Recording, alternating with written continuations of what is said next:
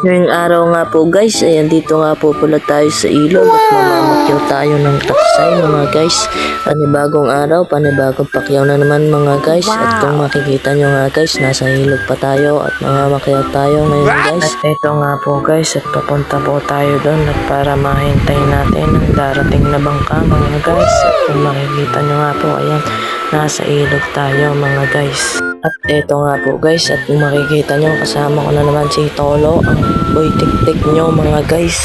At eto na nga po, at may dumating na ng isda dito mga guys. At eto nga po mga guys, at pinipilian nga po at iniwala yung taksay at ibang isda mga guys.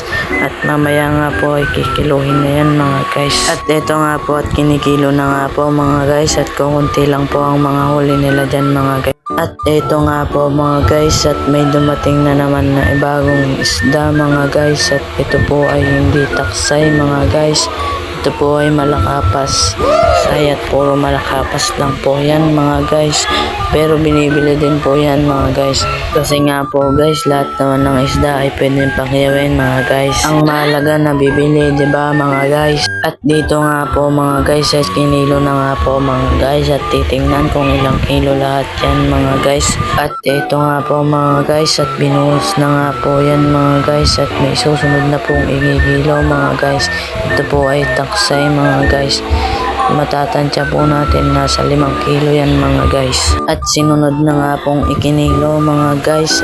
At kung makikita nyo nga po mga guys, at may paparating na naman na bangka mga guys, at mukhang makakarami ng huli yan mga guys. At eto na nga po mga guys, at hinahakot na nga po yan mga guys, at mamaya lang din po ay kikiluhin na rin po yan mga guys. At eto nga po, at kinilo na nga po ito mga guys. At ang total na kabuuan nga po na kinilo nga po nyan mga guys ay 22 kilos nga po yan mga guys. At lahat nga po yan ay puro taksay mga guys. At dito nga po mga guys ay may nagpahabol pa na magkilo dito mga guys, at dyan nga po ay naka 10 kilo yan mga guys. At kung makikita nyo nga po guys, ay sariwang sariwa mga guys. At dito nga po guys ay may napakyaw din kami na mga alimasag mga guys. At dito nga po guys, at tinahakot ko na nga po ang napakyaw namin mga guys. At kung makikita nyo nga po guys, at ayan nga po guys, at mamaya lang po ay dadalhin na po namin yan sa palengke mga guys,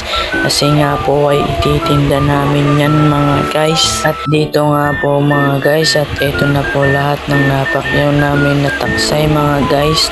3 cooler tapos 2 banyera na taksay mga guys. At yung iba nga po dyan mga guys ay puro alimasag nga po mga guys.